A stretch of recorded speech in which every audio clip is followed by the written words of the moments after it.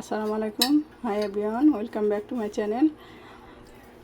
বন্ধুরা, আজকে লাউ শাক রান্না করব মাছ দিয়ে। তো শাকগুলো এখানে সুন্দর করে আমি ধুয়ে, এই যে এই শাকটা একটু দেখছি কেমন হয়েছে, ফেলে দিতে হবে। এই যে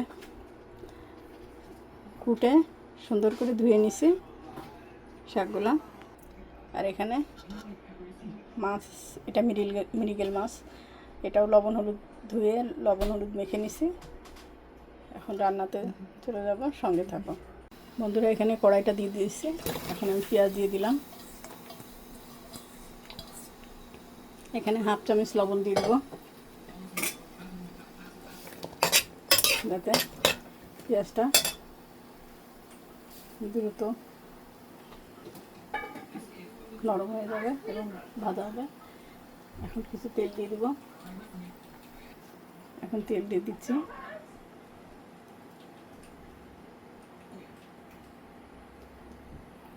তেল দিয়ে দিলাম। এখন এখানে মশলা দিয়ে দিলাম, সব মশলাটুকু দিয়ে দিব। এখানে রসুন পেস্ট, আদা পেস্ট দিয়ে দিলাম। এখানে একটু পানি দিয়ে দিলাম, মশলাটা যাতে না পুড়ে যায়, পুড়ে না যায়।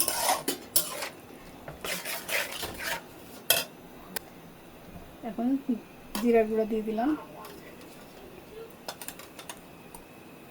ধনিয়ার গুঁড়া দিলাম। এখন হলুদ গুঁড়া দিয়ে দিলাম।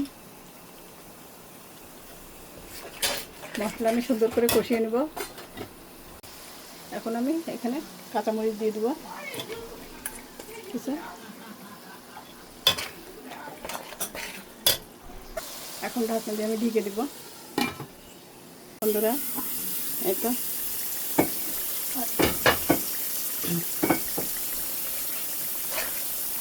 মশলা থেকে তেল ছেড়ে দিয়েছে। মশলাটা আমি সুন্দর করে ভুনে নিলাম। আর এখন আমি শাকটা দিয়ে দেবো। শাকটা ধুয়ে রেখেছে,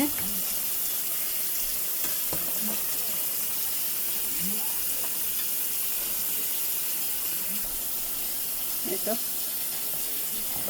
শাক, সঙ্গে কিছু ডাটাও আছে।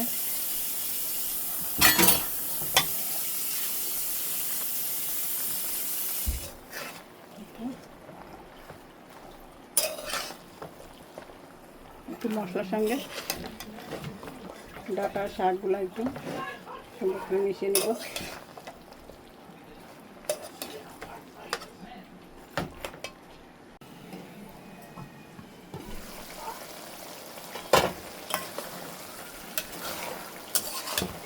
শাকটা নরম হয়ে আসছে, এখন ডাটাটাও অনেকটাই সিদ্ধ হয়েছে।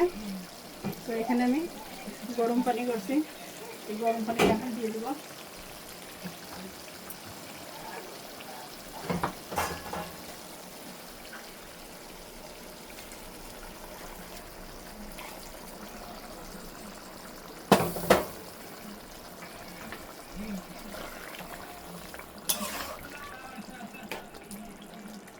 এখন আমি মাছগুলো দিয়ে দেবো।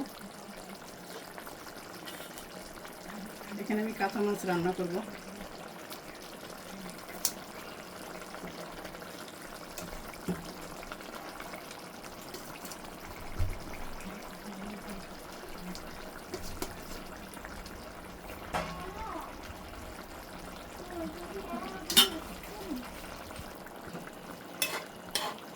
মাছগুলা দেওয়া হয়ে গেছে, এখন আমি ঢেকে দেব।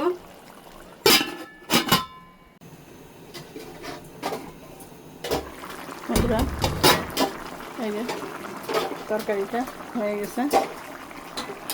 মৃগেল মাছ দিয়ে লাউ শাক রান্না। এখন আমি এই পরিমাণ ঝোলটাই রাখবো, একদম শুকাবো না। চুলাটা এখন বন্ধ করে দিব। ফিরে আসছি তোমাদের সঙ্গে।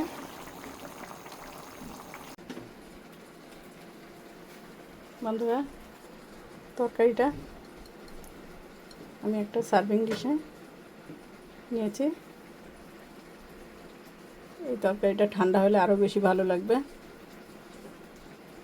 আর আমার ভিডিওটি তোমাদের কেমন লাগলো, ভালো লাগলে লাইক কমেন্ট সাবস্ক্রাইব করবে। আজকে এ পর্যন্ত, আল্লাহ হাফেজ।